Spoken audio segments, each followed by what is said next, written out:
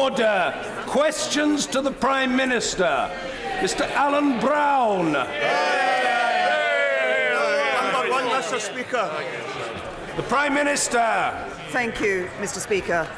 Mr. Speaker, I know that the whole House would like to join me in sending our deepest condolences to the families of those who were killed in the horrific attack at the Tree of Life Synagogue in Pittsburgh on Saturday. The UK stands shoulder to shoulder with our Jewish friends across the world.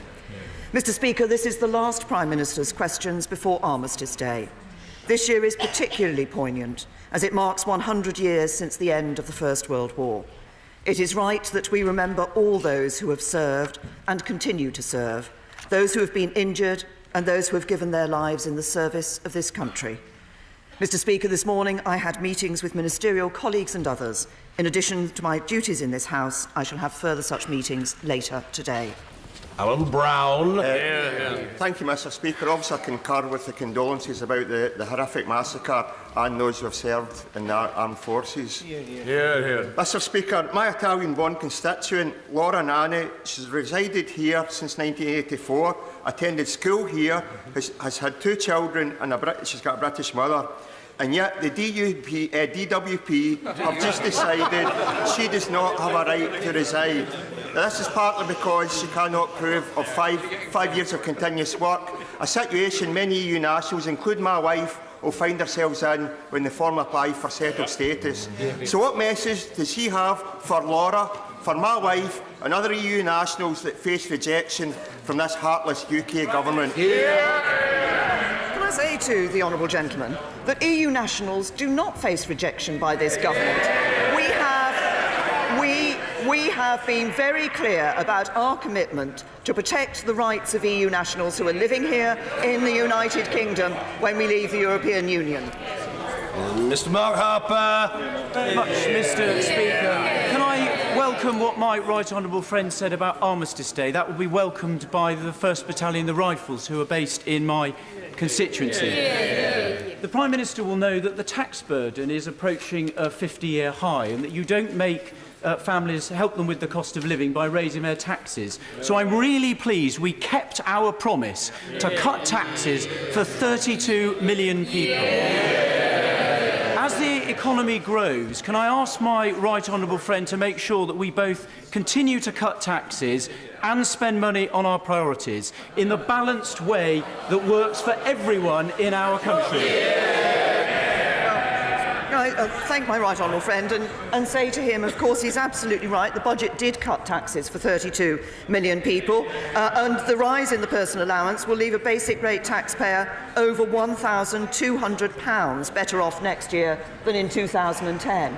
But in helping people with the cost of living, it's not just those income tax cuts. The rise in the national living wage next year will give a full-time worker an extra £2,750 in annual pay since its introduction. And of course, by freezing fuel duty, we've saved the average driver £1,000 compared to pre-2010 plans. And we will continue to help people with the cost of living with our balanced approach to the economy.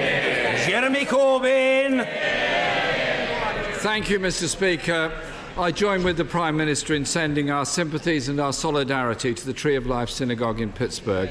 The attack was disgusting, depraved and appalling, and I'm sure every single member of this House would completely and unreservedly condemn it for what it is.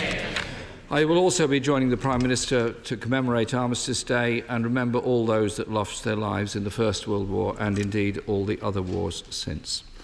Mr. Speaker, if I were a prison governor, a local authority chief executive or a head teacher, I would struggle to find much to celebrate in the budget.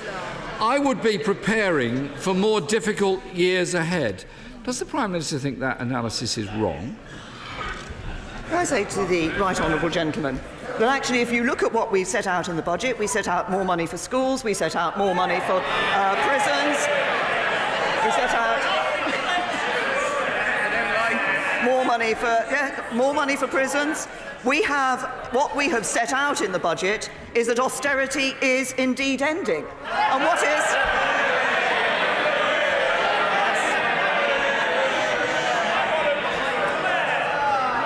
And And what does that mean? Ending austerity is about continuing to bring debt down and put more into our public services, and we'll set out our further details in the spending review. But ending austerity isn't just about putting more into public services. It's about putting more money into people's pockets, as my right honourable friend has just made clear. What we're doing in this budget is giving the NHS the biggest cash boost in its history. The right honourable gentleman used to ask me, what taxes will go up to fund the rise in funding for the NHS? The answer on Monday, it's fully funded without putting up taxes. Just for the record, the words that I quoted were from the Institute of Fiscal Studies. Non-protected departments face a real terms cut of £4.1 billion. The Prime Minister promised austerity was over. The reality is it was a broken promise budget, and she knows it. With violent crime rising, police numbers slashed and conviction rates down, why did the government fail to find a single penny for neighbourhood policing in the budget?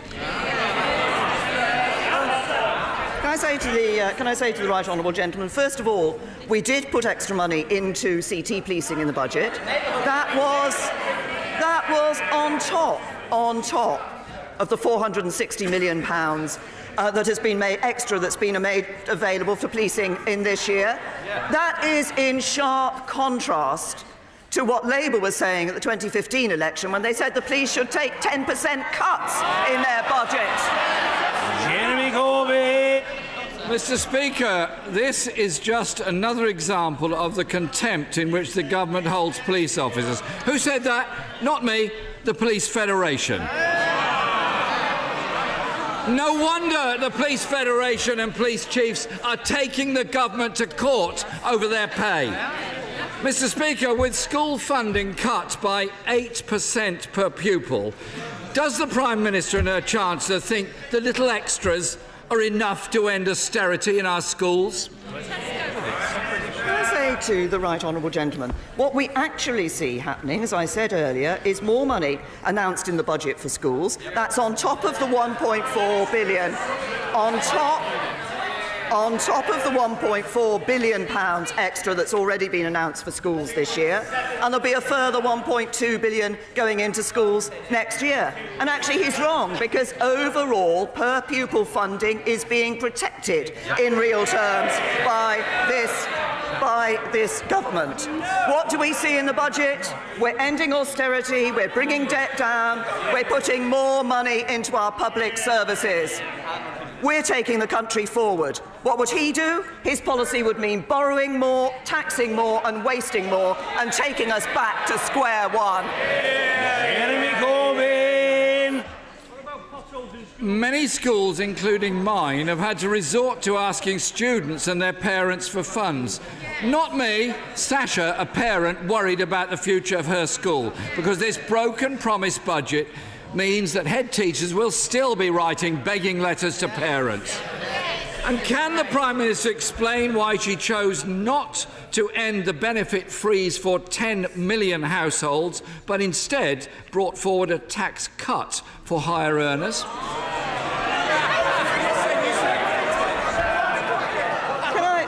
Can I say, actually, as the right honourable gentleman knows, we have put extra money into universal credit in the budget. What we see importantly is universal credit being a welfare reform that ensures that people are encouraged to get into the workplace, and when they are there, they earn more.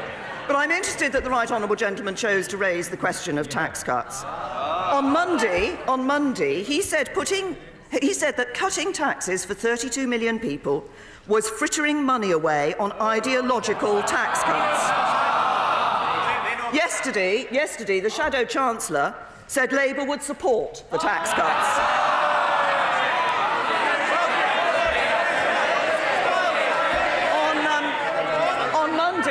On Monday, the right honourable gentleman, the Leader of the Opposition, talked about tax cuts for the rich. Yesterday, his Shadow Chancellor said what we've always known, that the tax cuts were for middle earners, head teachers and people like that. So when the right honourable gentleman stands up, perhaps he can tell the House whether he will back the tax cuts and vote for the budget.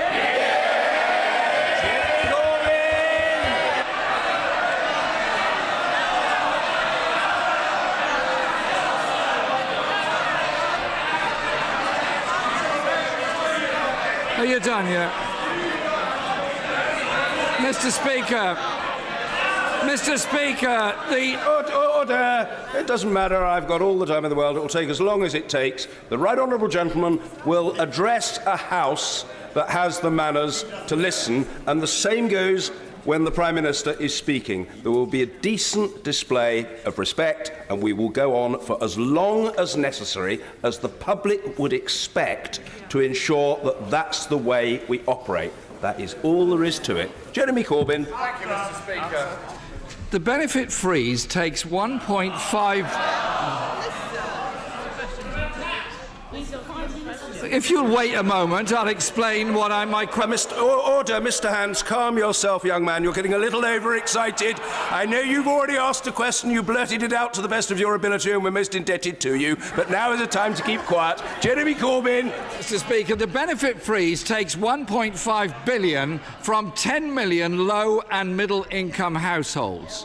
A low-income couple with children will be £200 worse off.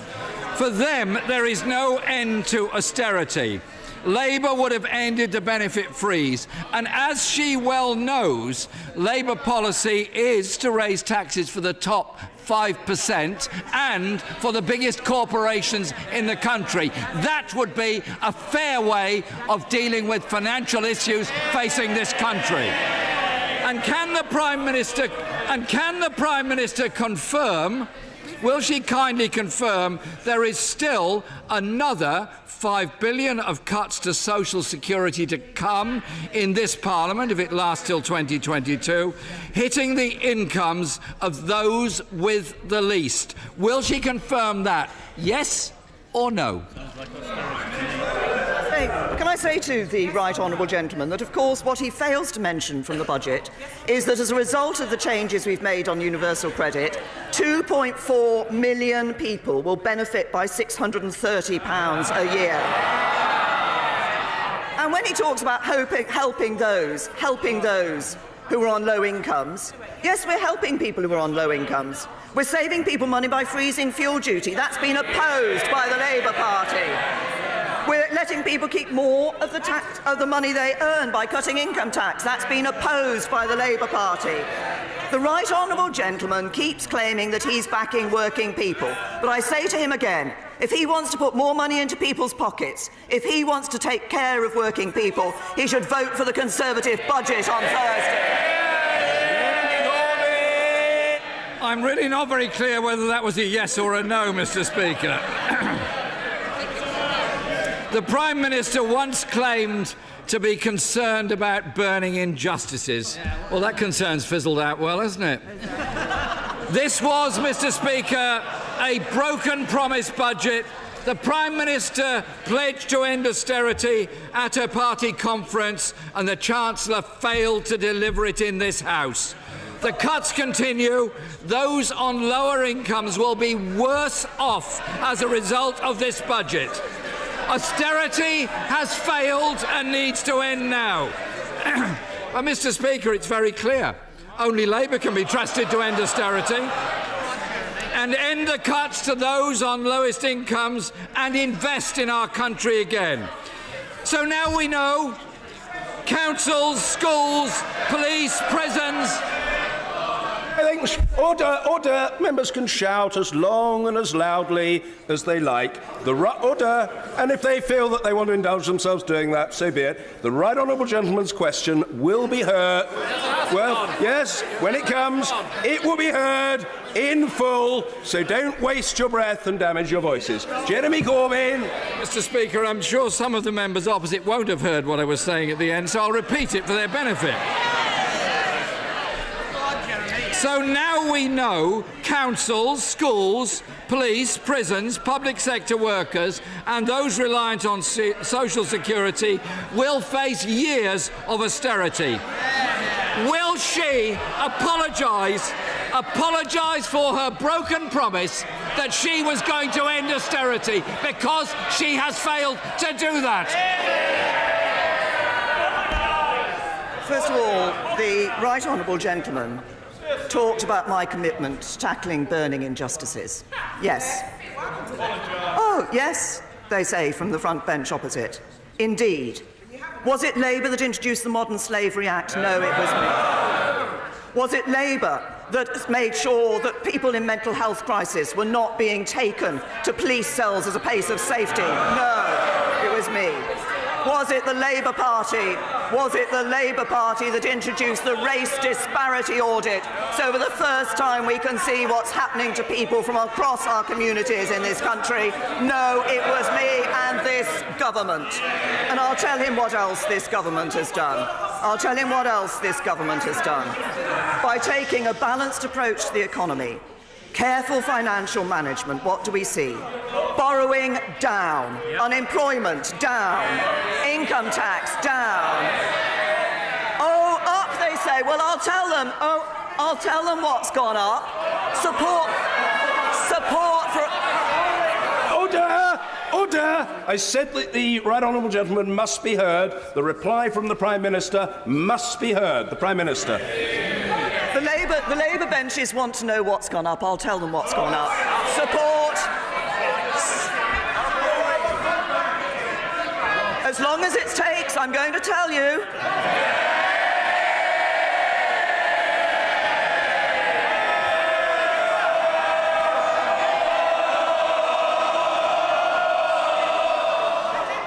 Support for public services up.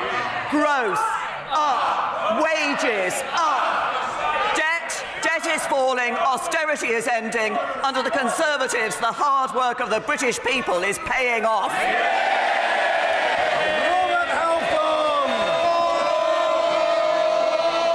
Robert Halfon!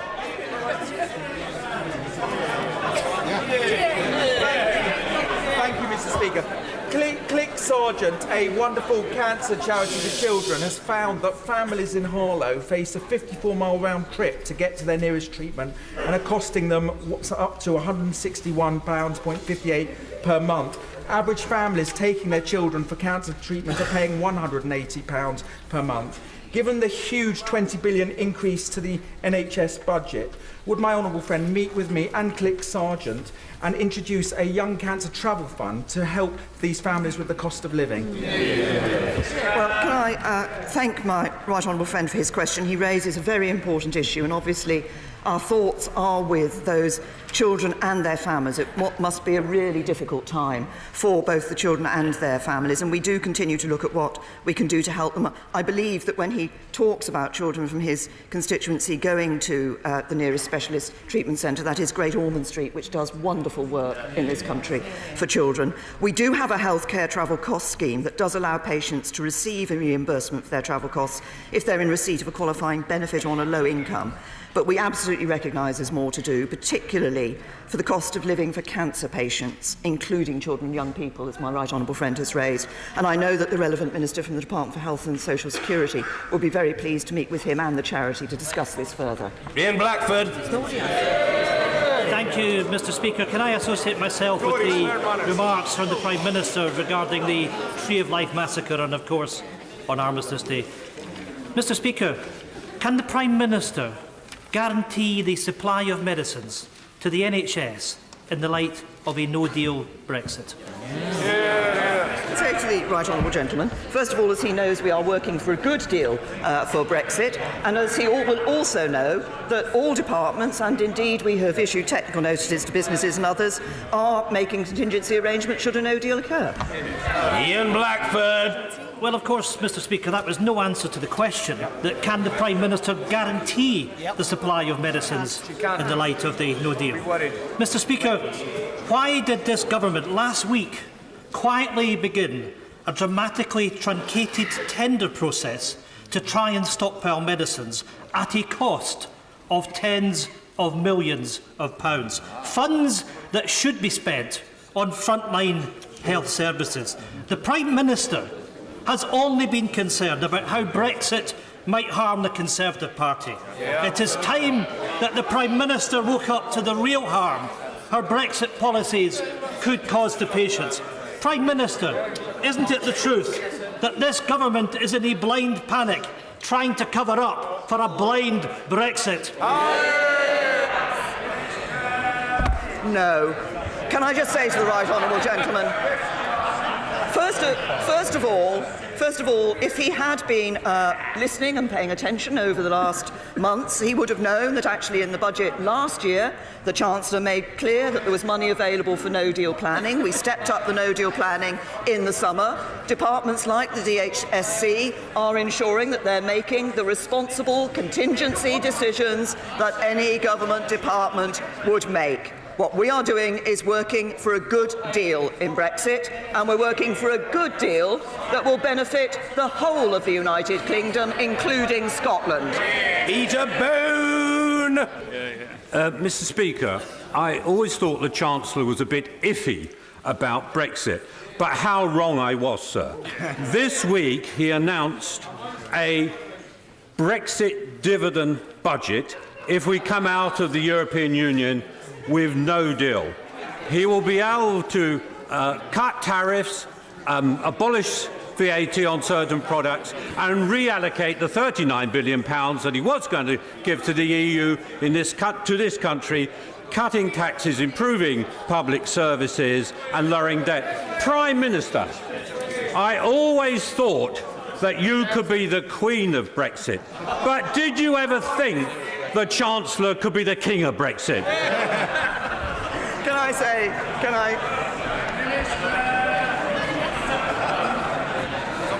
say to my honourable friend that I'm pleased to see the support my honourable friend shows for the Chancellor. What the Chancellor delivered this week was a budget that is good for people up and down this country, and we should all be celebrating that. The Pierce. In 2014, I wrote to HMRC and the then Chancellor to ask how much tax was unpaid on letting income from private landlords. And they wrote back to me and said it was 500 million in their estimate, which is enough to build around 7,000 social homes. How much is that tax gap now? Can I say to the honourable lady that in overall terms we have been closing the tax gap over the years. As I think my right honourable friend the Chancellor said in his budget on Monday, since 2010 we've actually, through the work we've been doing to close the tax gap, to ensure that we deal with tax evasion and avoidance, we've collected £185 billion, or protected £185 billion of revenue for the government. Steve Double. Mr. Speaker, it's 47 years ago this week that the UK's last space launch took place through the Black Arrow project. Many of us feel that's too long. With the confirmation of a vertical spaceport in Scotland is very welcome. The real prize is to be first to market with horizontal launch capability. As the Prime Minister will know, Spaceport Cornwall is well placed to deliver this prize. But will the Prime Minister confirm that the government remains ambitious to be a first mover on horizontal launch, and will she back Spaceport Cornwall's bid? Can I say to my honourable friend that he's raised a very important issue, and he is, as I would expect, championing the cause of Cornwall in this, as one or two other of my honourable friends from Cornwall are also supporting him in that. We have awarded grants worth £31.5 million to enable satellites to be launched from UK soil, and we've also announced a £2 million fund, subject to business case, to help boost airports' ambitions to offer what he suggests, the horizontal space flight, and that includes sites such as Newquay, Glasgow, Prestwick and Snowdonia. The UK spaceflight programme is continuing to consider these leading proposals, and I'm sure will have heard my honourable friends championing of the request for Cornwall. Lillian Greenwood. Thank you, Mr. Speaker. My honourable friend, the member for Bassetlaw, has told me about the harrowing evidence he witnessed during 3 weeks of hearings by the independent inquiry into child sexual abuse, investigating Nottinghamshire councils. And I've also read some of the survivors' courageous testimonies. I hope that when the inquiry panel publish their recommendations next summer, the Prime Minister will accept them in full. But the survivors need help now. A suggestion that's come forward is that a small amount of money for the survivors' groups would have a disproportionate impact, providing support and encouraging others to come forward. Will she ensure that resources are made available to provide that help now? Can I say to the Honourable Lady, she's raised a very important issue, and I'm pleased that I was able to set up the inquiry into child sexual abuse. As I said at the time when I did it, I think people will be shocked to know the extent to which children were being abused in this country in many different environments and circumstances. She's raised a particular issue in relation to Nottinghamshire, and of course when the report of the independent inquiry comes forward, we will look at their recommendations very seriously. I will ask the relevant Minister to look at the issue that she's raised about the survivors groups. We did work, I did when I was at the Home Office, work with survivors groups. It was talking to them and hearing from them that made me realise exactly how terribly badly people have been treated, the appalling crimes that had been committed and the appalling abuse that they had suffered. And that's why it's important that this independent inquiry gets to the truth. Mr. Andrew Mitchell. Thank you, Mr. Speaker. Following the welcome call overnight from the American administration for the ending of the Saudi bombing campaign in Yemen, will my right honourable friend use Britain's undoubted authority at the United Nations to press for a new Security Council resolution demanding an immediate ceasefire and meaningful and inclusive negotiations to end what is the worst and most terrifying humanitarian catastrophe on the planet? Oh, and I thank my right honourable friend, who I know has been consistent in pressing on the needs of the people of Yemen. And we certainly ban back the US's call for de-escalation in Yemen. He references our role in the United Nations Security Council. In fact, in March we proposed and coordinated a UN Security Council presidential statement which called on the parties to agree steps towards a ceasefire. This remains our position. But as my right honourable friend, the Minister, said in the House, I believe, yesterday, a nationwide ceasefire will only have an effect on the ground if it is underpinned by a political deal between the conflict parties. And my right honourable friend, the Foreign Secretary, discussed this matter with Martin Griffiths, the UN Special Envoy, last night. They agreed that the UK will continue to encourage all parties to agree to de-escalation and to that lasting political deal which will ensure that any ceasefire will hold in the long term. Matheson. Thank you, Mr. Speaker. Young women are dying because if they're aged under 25, then they can't get a cervical smear test, even if they have the symptoms relevant and even if their GP wants one. So will the Prime Minister take the easiest decision she will be asked to make this year and abolish this arbitrary age limit, and in doing so save women's lives? I say to the honourable gentleman that I recognise the issue that he's raised. It's one that has been raised before. Of course, on issues like this, it is important that we take clinical guidance on it. But of course, issues about the future of the NHS and how it operates are matters that the NHS are themselves considering as part of their long-term plan for the future. Fiona Bruce. Would the Prime Minister welcome the acquittal this morning by Pakistan's Supreme Court of Asia Bibi, the young Christian wife and mother of 5 who has spent over 8 years in prison, mostly in solitary confinement, facing the death penalty on blasphemy charges merely for drinking water from a communal supply? And will the Prime Minister in particular commend the courage and integrity of Chief Justice Saqib Nizam for the message he has sent out regarding religious freedom for those of all faiths and none in delivering this judgment, setting Asia free and rectifying a great injustice? Thank my honourable friend. And the news out of Pakistan of the release of Asia Bibi, I think, will be, while very welcome to her family and to all of those who have campaigned in Pakistan and indeed around the world for her release. Our long-standing position on the death penalty is well known. We call for its abolition globally. Chris Ruane. Thank you, Mr. Speaker. Mr. Speaker, since 2010, the number of rough sleepers has risen from 1,700 to 4,700. We now have homeless tent encampments outside on Victoria Street. Homeless charities believe that one of the main reasons for this huge increase is the botched introduction of universal credit and a general hostile environment towards the poor. Can I ask the Prime Minister why she believes the number of rough sleepers has shot up by 268% on her watch? Can I say to the honourable gentleman, we recognise that we need to take action in relation to rough sleepers. We have a commitment to halve rough sleeping by 2022, to end rough sleeping by 2027. That's why we have already published a strategy to deal with this. We have put initial funding of £100 million into this, and there are pilot projects being worked in various parts of the country in relation to this issue. And I hope he will, if he is interested in this issue of rough sleeping, I hope he will support the proposals that the government has put forward that were confirmed in the budget for increasing stamp duty on those who are purchasing properties in the UK who don't live or work in the UK. That money to go into supporting people who are rough sleeping. Tom Tugendhat. Thank you, Mr. Speaker. Will my right honourable friend join me when she goes to the Cenotaph next Sunday in paying tribute not only to our own war dead from this country, but to those 3 million who came from the Commonwealth to serve in the cause of freedom? I will sadly not be in Tunbridge this weekend. I will be laying a wreath in Delhi, paying my own tribute, and I know on behalf of this whole House, paying tribute to those who suffered and died. Will she join me also in wearing a khadi poppy at some point?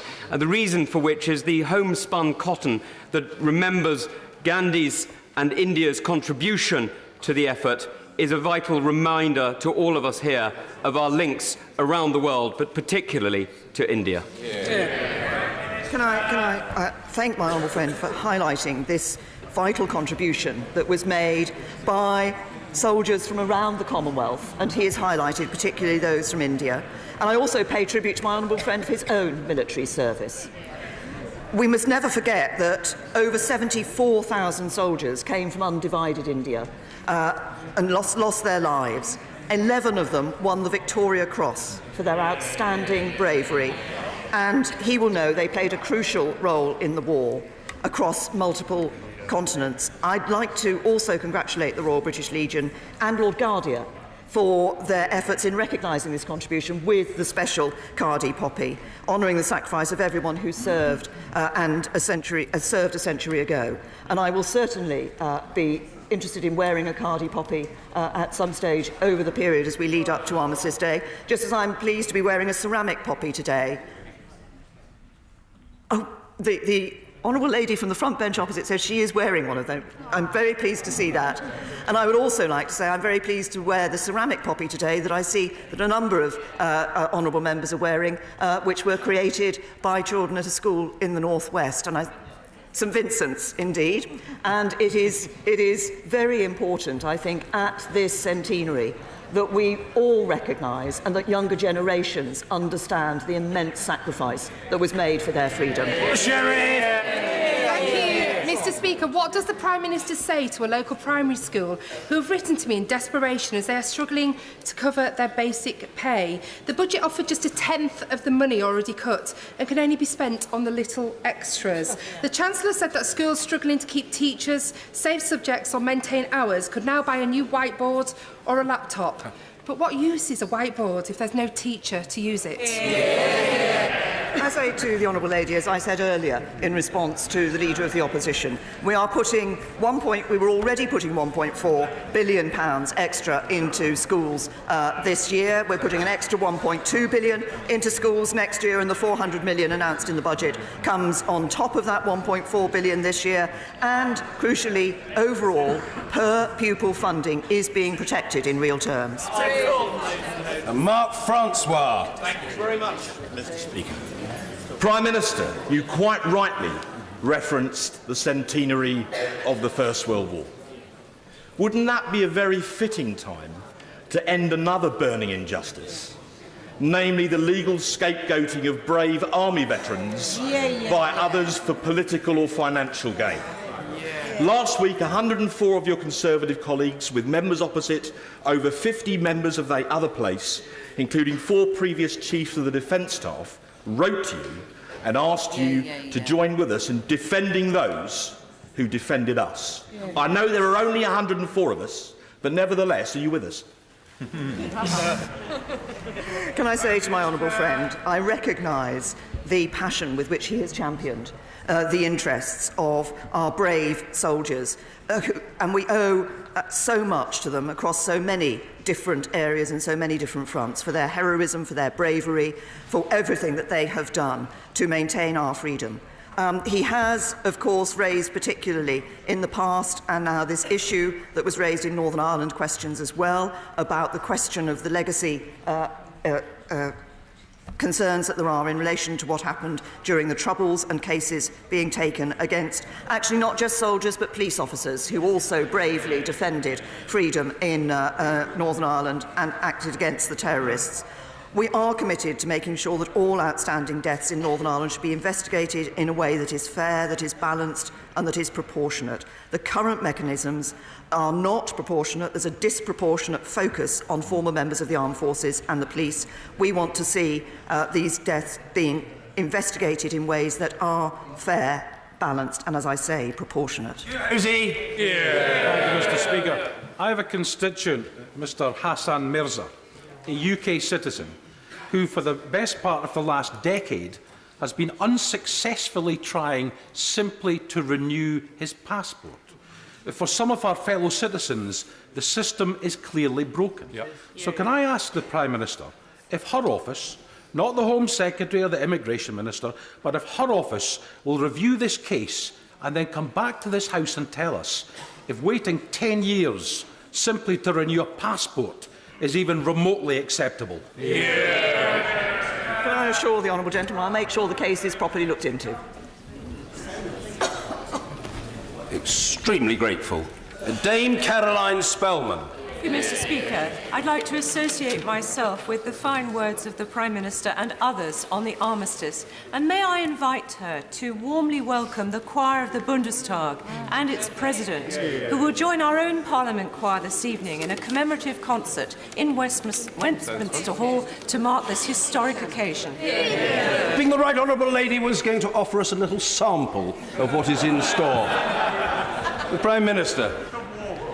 Thank you, Mr. Speaker, and I'm very happy to join my right honourable friend in welcoming the choir of the Bundestag and the German Vice President to this concert that is taking place this evening, a very fitting way to recognise what the centenary of the armistice. As my right honourable friend may also know, the German President will be laying a wreath at the Cenotaph this year. What armistice gives us is an opportunity to come together to remember the immense sacrifices made in war, but also to join with our German friends to mark reconciliation and the peace that exists between our two nations today. The concert this evening is part of that, as will the German President's presence at the Cenotaph be. Albert Owen. Thank you, Mr. Speaker. The Prime Minister rightly chooses North West Wales to spend her holidays, and her mountain walks inspires her to make decisions such as the 2017 general election. Amongst the delights of North Wales is its food and farming sector, and in particular the Menai Strait seafood, which relies on direct and fast exports to the European Union, which is now free of barriers and free of tariffs. Can the Prime Minister assure the House that that sector, automotive and aviation, can enjoy after the March the same free movement underpinned by a comprehensive customs union? Can I say to the honourable gentleman that he's named a number of sectors. We have heard from those sectors their concern about frictionless trade. The proposal we have put forward to the European Union that would provide for that frictionless trade as part of a free trade area. Amber Rudd. Mr. Speaker. BD Foods in Hastings is a successful food manufacturer and supplies hotels and restaurants. They recently made a very good breakfast sauce, Mr. Speaker, called the Full English Brexit, which I think will be appreciated by many of my colleagues, although it's a little hot for me. The Chief Executive, John Davis, has been in touch with me. He would like to invest £2.5 million, securing jobs and further investment in the business, but he is concerned about continued access to the single market as we leave the European Union, either through the single market or the common rule book. Could I ask the Prime Minister to bear in mind, as she concludes those negotiations, the importance of protecting investment and jobs all over the country? Can I say to my right honourable friend that I think our honourable friend, the member for Wellingborough, might well like the hot English Brexit sauce that is to put on his breakfast sausages. But can I also reassure my right honourable friend that the plan that we have set out is a plan that recognises the importance of protecting jobs in this country, because what we want to see is that business-friendly customs model with the freedom to strike new trade deals around the world, but also a good trade deal with the European Union, with a free trade area, that common rule book for industrial goods and agricultural products. That will be good for jobs, and we're working towards that good deal. Amy Crosby! Up to £20 billion sits in pension funds unclaimed by pensioners. That's why the pensions dashboard, which helps people make sense of their pensions, is such a good idea. So why is the government backtracking on delivering the dashboard by putting the responsibility on the pensions industry? Does the Prime Minister really believe that the industry which is responsible for all this unclaimed money in the first place is best suited to take control of helping pensioners retrieve what is rightly theirs? Prime Minister! Well, it is. I agree with the honourable gentleman. It is important that people understand their pensions and understand what they are entitled to, and that's why the DWP is working with the pensions industry on this issue. And we aren't just working with them; we've actually put some money forward as part of this project to ensure that that information is there and is available to people. Dr. Julian Lewis. Will the Prime Minister give reassurance to those of us in this House and in the country who voted to leave the European Union that under no circumstances will she recommend or agree to any alteration in the exit date of the 29th of March next year? Hear, hear. I'm happy to give that reassurance. We're leaving the European Union on the 29th of March 2019. Voting day! Many EU nationals live in my constituency. Does the Prime Minister think it's fair that these valued citizens who've lived here for years and contribute to their community should have to pay for the right to stay? As I say to the honourable gentleman, as I've said to others of his colleagues, we are protecting EU citizens' rights. We're protecting EU citizens' rights. That was one of the key issues. One of the key issues that we put at the forefront of the discussions before the December joint report was agreed. But we're actually going further than that. I was pleased to be in Norway yesterday and to discuss with the EEA and EFTA countries the protection that we will give to EEA and EFTA citizens when we leave the European Union. Victoria Prentice. There are 50,000 amputees in Syria. Will the Prime Minister join me at the Singing for Syrians flagship concert in St Margaret's to hear parliamentarians from across this House sing like they can hear us and remind the people from Syria, the civilians, that we have not forgotten them? Can I say to my honourable friend, I will look at my diary. I can't guarantee standing here that I'll be able to attend that concert, but can I commend her and all those parliamentarians who will be taking part in that concert for the work they are doing in Singing for Syria is a great movement. It's a great thing that actually reminds people, not just raises money, but reminds people of the importance of remembering those civilians in Syria who, as she says, we want to ensure that they know they have not been forgotten. Thank you, Mr. Speaker. The only way Smolders and North Tyneside can continue to bid successfully for foundation jacket contracts is if the National Grid cables over the Tyne are moved.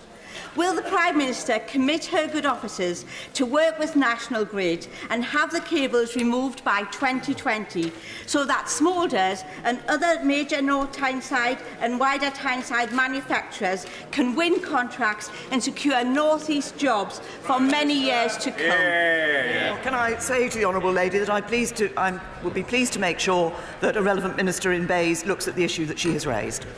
Mrs. Gillian Keegan.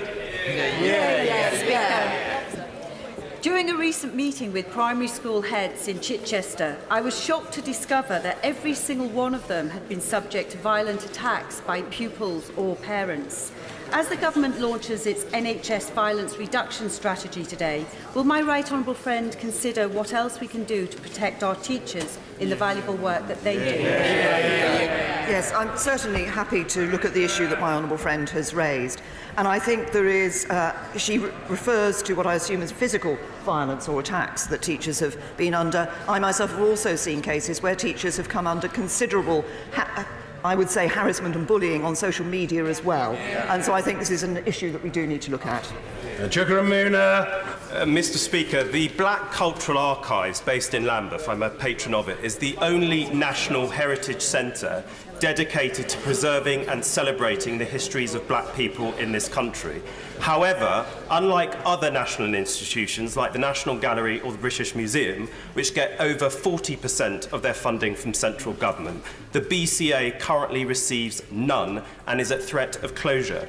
She talked about the race disparity audit. Can I ask the Prime Minister to explain the differential treatment of the BCA and in this Windrush year of all years to right this wrong and provide it with the funding it desperately needs? Can I say to the honourable gentleman, first of all, that there is, I think, a difference of approach that is taken between those museums that are considered to be national museums and those that have developed in other circumstances. I recognise what the honourable gentleman is saying about the importance of this particular organisation and this particular the relevance of what it is commemorating and what it is reflecting. And I will ask a DCMS minister to look at the issue that he has raised. Andrew Jones. High streets are the centres of our communities and they have a social as well as an economic function. But the internet has changed everything. That's why I welcome the levelling of the playing field announced in the budget this week with the cut in business rates and the Future High Streets Fund. But will local businesses in Harrogate and Knaresborough be able to work with the local council to decide how that money is spent? Well, can I say to my honourable friend, thank you for highlighting the help that we are providing to the High Street through our Future High Streets Fund. As he says, this will enable local areas to develop and fund plans to make their high streets and town centres fit for the future. And we'll be supporting local leadership with a High Streets task force, giving high streets and town centres expert advice on how to adapt and thrive, and it will be possible for local businesses to work with their local authorities to develop the plans that will indeed ensure that we continue to have plans for the high street that are fit for our towns and cities. Thank you, Mr. Speaker. Last week, the Prime Minister inadvertently misled the House in response to my honourable friend for Bradford South over police pensions. This week, it's emerged that the National Police Chief Council have taken the unprecedented step to threaten legal action against this government over its £165 million raid on pensions. Isn't it the case that under her leadership, this government has destroyed relations with the police so considerably that they have risked public safety? No, the honourable lady is wrong in her portrayal of what has happened. First of all, I did say that this issue of pensions was one that had been known for a number of years, and indeed it has been known about for a number of years. We are committed to public service pensions that are fair to the public workers, but also fair to the taxpayer. And it's important that the costs of these public service pensions, public sector pensions, are understood and fully recognised by government. Now, the budget has made clear that there is £4.5 billion available to support public services next year in managing increased pensions costs. And my right honourable friend, the Home Secretary, is working closely with the police to understand the impact of the pension changes and ensure we make the right funding decisions to support frontline services. Finally, Mr. Philip Davis. Speaker, can the Prime Minister tell the House why she and her government believe it's right that government spending to be increased at a faster rate on overseas aid than for hard-pressed schools, policing and fire services in the UK. And whilst this House might be typically out of touch with public opinion on this issue, will she accept that the vast majority of the British people think that that warped priority is crazy crackers? Can I say to my honourable friend, I continue to believe that it's right that the United Kingdom maintains its commitment to spend 0.7% of GNI on our international development.